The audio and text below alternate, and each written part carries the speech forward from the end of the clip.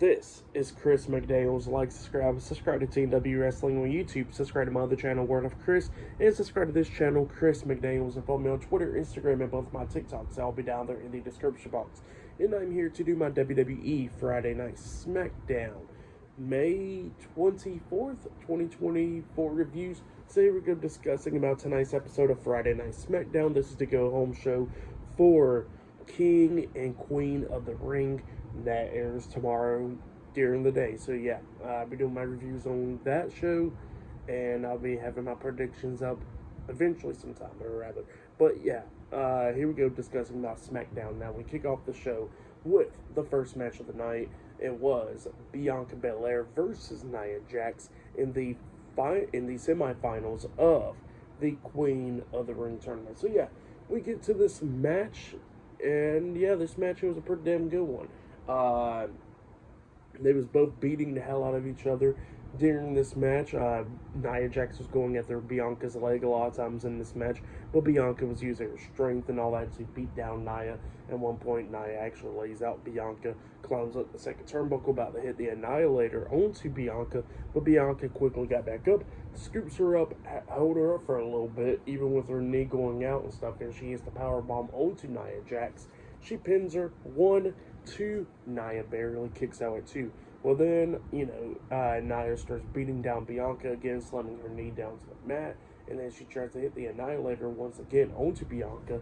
Bianca quickly got up, grabs Nia, actually holds her up on her shoulders to hit the KOD, but then Bianca's leg gave out, and then Nia falls on top of her, and then that's when Nia hits the senton onto Bianca, drags her to the corner, climbs up the second turnbuckle, and jumps off with the Annihilator onto Bianca, pinning her for the 1, 2, 3. So yeah, Nia Jax defeated Bianca Belair tonight in the semifinals of the Queen of the Ring tournament. That's what happened. Pretty damn good match. I like that match. It was a good one.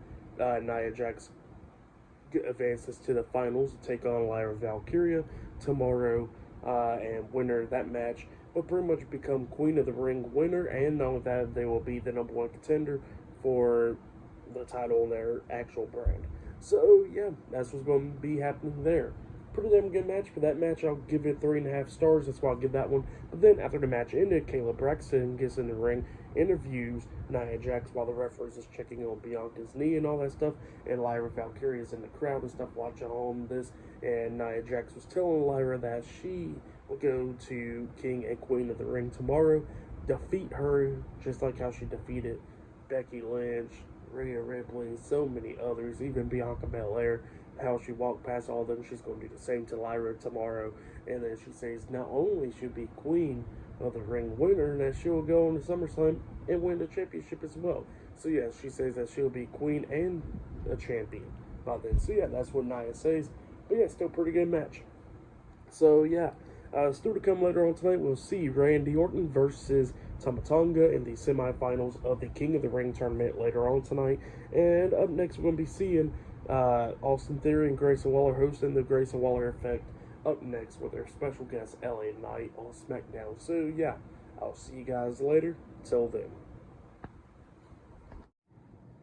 So the next thing to happen on Friday Night SmackDown. Now, before we talk about the next match of the night, where it led up from the segment, we gotta talk about a segment that happened backstage. So yeah, we see Bianca Belair, have like ice on her knee and all that stuff, getting checked up on. And then Tiffany Stratton comes walking up, and then she says loser, and then she walks away.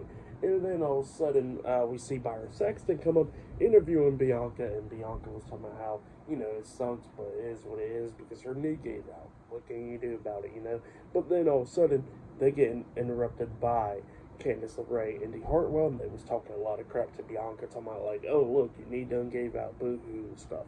And then all of a sudden Jade Cargill come up, and pretty much Jade Cargill was like, oh, what are y'all talking about and stuff. And then Indy and Candice walked away and stuff, and then Jade was like, well, she's going to talk to Aldis and pretty much, I guess, get a match with them. So yeah, that's what happened there.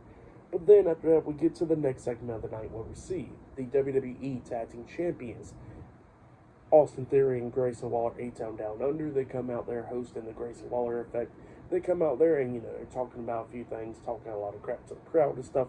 But then they introduce their special guest, LA Knight. But then instead of LA Knight coming out, it was Carmelo Hayes. Carmelo comes out there and pretty much Theory was not happy about that because of the issues that they had with each other a few months ago.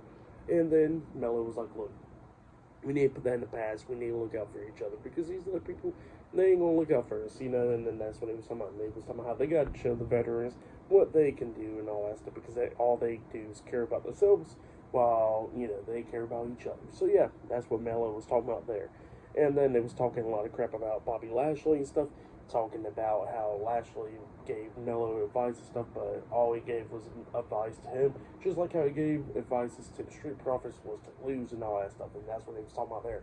And then they was talking about LA Knight and how LA Knight will never be better than Melo and stuff, but then LA Knight comes out there and he tells Melo, hey, you better keep my name out your mouth and stuff, and then LA Knight says he got enough of this, and he walks away, and then Melo starts attacking LA Knight. LA Knight starts fighting back, and then that's when Waller and Theory comes up attacking LA Knight 3-on-1, and then the Street Profits come running down making the save.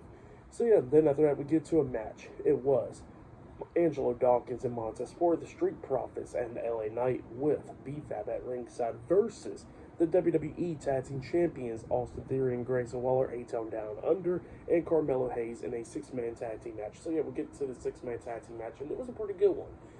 We started getting towards the ending of this match where LA Knight and Grayson Waller was the legal guys in this match.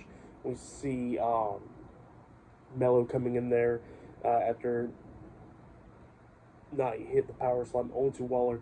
Melo got in there hitting the code breaker onto LA Knight, laying him out. Ford gets into the ring, hitting an Enziguri upside the head onto Melo, taking him out. And then we see Theory coming in there with a left hand onto Ford, and then that's when Angelo Dawkins comes in there, hitting the pounce onto Theory.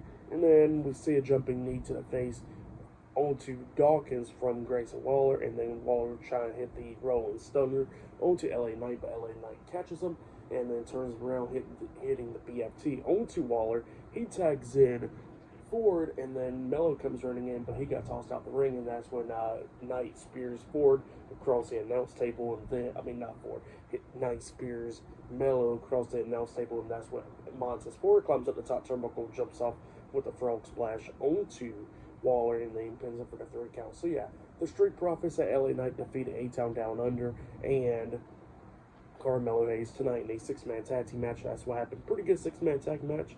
I'll give it 3 stars. That's why I'll give that one. But yeah, that's what happened there. But then after that, we see Cody Rhodes walking backstage, about to come out there and stuff. And then Randy Orton comes up. They both shook hands, and Rhodes was like, hey, good luck and stuff. And Orton was like, yeah, you too. And starts looking at the title. So yeah, that's what happened there. The teasing that stuff. But yeah, up next, we'll be seeing Cody Rhodes on SmackDown. So yeah, I'll see you guys later. Till then. So the next thing to happen on Friday Night SmackDown, we get to the next segment of the night where we see the undisputed WWE Universal Champion, Cody Rhodes. He makes his way out there to the ring, but as soon as he gets out there to the ring and he's about to start talking on the mic, he gets interrupted by the United States Champion, Logan Paul. Logan Paul comes out there and he starts talking a lot of crap to Cody Rhodes, talking about how he's going to be the one to defeat Cody Rhodes tomorrow and win that championship from him. And pretty much, he done everything that he could do to pretty much prove to Cody that, that he is smarter than him and that, he can beat Cody clean and all that stuff. And Cody was like, yeah, sure, like, you're probably smarter than me and all that stuff, but I'm not dumb at the same time. And he says, I did see you gave your brass knuckles to Michael Cole, but I kind of believe that you got another pair. And Logan Paul's like, I don't. And Cody Rhodes was like, well, let's get this referee right here, and he's going to check you to see if you got brass knuckles. And Logan Paul was like, well, first, let's get him to check you. And obviously, the referee's checking Cody Rhodes. He don't got nothing on him. And then the referee starts checking Logan Paul, and then he finds a pair of brass knuckles in Logan Paul's pockets. And then Logan Paul was talking about how he needed that pair to protect him today, and like he promised that he won't have a pair tomorrow night, but today's different, So yeah, that's what Logan Paul said, because he says he don't trust Cody Rhodes, and he will probably have to use them if he had to. So yeah, that's what Logan Paul was talking about. And then Logan was going to walk out the ring, but then Cody stops him and he pretty much tells him that that that he kind of respects Logan Paul and stuff. That he don't consider him just as a YouTuber. He considers him as a wrestler, but he says that he will get way more respect if he was a WWE superstar if he throws fully commitment in the ring instead of becoming a part-timer and stuff. And he says that he'll walk out as champion tomorrow night. So yeah, that's what Cody Rhodes said. So yeah, pretty good stuff from them two to hype up their match for tomorrow night, for tomorrow during the day or whatever. So yeah, that's what happened there. But then after that, we see Byron Saxton interviewing Randy Orton, and Randy Orton was talking about how he's going to defeat Tama Tonga tonight and give him the three most dangerous letters in sports entertainment history, and that is RKO. So yeah, that's what Randy Orton says. And then after that, we see the WWE Women's Champion Bayley walking backstage, and then Bayley runs into Nia Jax, and Nia Jax tells Bayley to keep the title warm for her till SummerSlam. So yeah, that's what Nia Jax tells Bayley. But yeah, up next it'll be Bayley versus Chelsea Green 1-on-1. Up next on SmackDown, still to come later on tonight in the main event, it'll be Randy Orton versus Tama Tonga 1-on-1 in the semifinals of the King of the Ring tournament. So yeah, I'll see you guys later. Till then. So the next thing to happen on Friday Night SmackDown, we get to the next match of the night. But before we talk about that match, we got to talk about a segment that happened backstage. So yeah, we see Kayla Braxton interviewing Angelo Dawkins and Montez Ford with B-Fab right there next to him, the Street Profits. So yeah, they was getting interviewed and it was talking about how they beat A-Town Down Under tonight and all that stuff and how they're going after those WWE Tag Team Championships. But then they get interrupted by Tommaso Ciampa and Johnny Gargano, DIY. DIY comes up and pretty much says that, that they're looking to become the WWE Tag Team Champions and all that stuff. And how they always want the smoke and they will walk through anybody, including the Street Profits. And then Ciampa dumps out Ford's drink. So yeah, that's what happened there. But then, we get to the next match of the night. It was the WWE Women's Champion Bayley versus Chelsea Green with Piper Niven at ringside. So yeah, we get to this match. This match, it was a good one. Chelsea Green starts dominating this match in the ending, hitting a zigzag onto Bayley, and then she has a Rough Rider on the Bayley. She pins her 1, 2, Bayley barely kicked out at 2. Chelsea Green tries to hit another Rough Rider on Bayley, but Bayley catches her, and then Bayley hits a powerbomb onto Chelsea Green and got her back up, and then she hits the Rose Plant onto Green, pinning her for the 3 count. So yeah, Bayley defeated Chelsea Green tonight in a 1-on-1 match. But then after the match ended, Piper Niven attacks Bayley, hitting crossbody onto Bayley, and then starts hitting some sentons onto her, laying her out. So yeah, Piper Niven laid out Bayley after Bayley defeated Chelsea Green tonight. So yeah, for the match and what happened after the match, I'll give it all 2.5 stars. That's what I'll give that. But then, after that, we see the SmackDown General Manager Nick Aldis in his office, and then AJ Styles walks in. AJ Styles starts begging Nick Aldis for a match against Cody Rhodes for the title once again, because he says that he came so close and that he could have won that match, and he almost won his match against Randy Orton and stuff, and always asking for opportunity. And Nick Aldis says, well, personally, I'll say always 100% yes. But professionally, I cannot say that because you got to earn your way to have that title match, and it takes time. And then AJ Styles says that he don't got time like that. And Nick Aldis is like, well, I can't help you there. So yeah, that's what happened there. But up next is going to be Randy Orton versus Tama Tonga 1-on-1 in the semifinals of the King of the Ring tournament. Up next in the main event of SmackDown. So yeah, I'll see you guys later. Till then. So the next thing that happened on Friday Night SmackDown. Now, before we talk about the main event, we gotta talk about a few segments that happened before this backstage.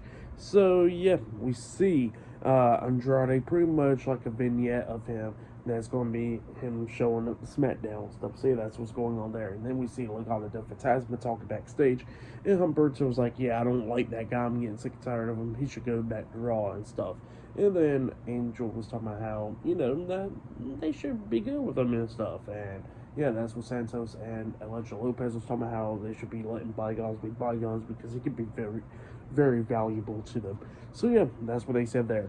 But then after that, we see Paul Heyman backstage, and, Tama Tonga's getting ready for his match, and Paul Heyman starts talking to Solo Sikoa. He says that, that Tonga Loa's not here tonight, right? And Solo was like, I know. And then he goes like, you know why? that he's not here tonight is because, you know, he couldn't get past the border and stuff. And he goes, I know. And Paul Heyman was like, you know all this stuff, and, you know, they're very dangerous, him and Tama Tonga. So why are you going to let them join the bloodline? And then Paul and then Solo says that, you know, that he is running the bloodline until Roman comes back. So yeah, that's what he tells him there. And then Tama Tonga comes up and he goes like, you know why I'm in the bloodline? Is because I am very dangerous, and I'm gonna always be that like that. So yeah, that's what Tama Tonga was saying there, and Paul Heyman is pretty much scared. So yeah, then we get to the main event. It was Randy Orton versus Tama Tonga with Solo Sikoa and Paul Heyman, the Bloodline at ringside. So yeah, this is the semifinals of the King of the Ring tournament and the main event of tonight's SmackDown. So yeah, we see Gunther watching this match from the crowd and stuff right there. And yeah, this match was pretty good. Both of them was beating the hell out of each other and stuff. And then we started seeing Orton coming back a little bit, hitting that DDT off the second rope onto Tama Tonga, laying him out. And then he was setting up for the RKO, and then he tries to hit onto Tonga, but then Tama pushes him away, and then Solo gets on the ring apron. Randy Orton knocks him off the apron, and then Tama rolls him up, and he pins him. 1, 2, Randy barely kicks out 2, and then Tama quickly got hit with the RKO by Randy, and Randy pins him for the 1, 2, 3. So yeah, Randy Orton defeated Tama Tonga tonight in a one-on-one match, and then after the match ended, Orton was staring at Gunther. He turns around, he gets hit with the Samoa Spike by Solo Sikoa, and then Solo starts beating the hell out of Randy. But then Kevin Owens makes his return, comes running down, brawling with Solo. He kicks him in the stomach, tries to hit the stunner on the Solo, but Solo pushes him away, and he quickly escaped. And yeah, Kevin Owens is standing tall with Randy Orton in the ring. So yeah, that's what happened there, and Randy Orton advances to the finals, where he'll be taking on Gunther tomorrow at King and Queen of the Ring. So yeah, that's what happened there. Pretty good match, and the whole SmackDown card was pretty damn good tonight. For the match, I'll give it 3.5 stars. That's why I'll give it. It was a good match. And then what happened after the match was pretty good with Kevin Owens returning and all that stuff. And yeah, for tonight's episode of SmackDown, I'll give it 8.5 stars. That's why I'll give it. It was a good go home show for SmackDown. So yeah, that's why I'll give that show. But yeah, I'll be having my predictions up of King and Queen of the Ring later on, and then we'll do my reviews on it later on as well. So yeah, like, subscribe to TNW Wrestling on YouTube, subscribe to my other channel, Word of Chris, and subscribe to this channel, Chris McDaniels, and follow me on Twitter, Instagram, and both of my TikToks. It'll be down there in the description box, and I'll see you guys later for tomorrow night's King and Queen of the Ring. So yeah, see you guys later. It's over.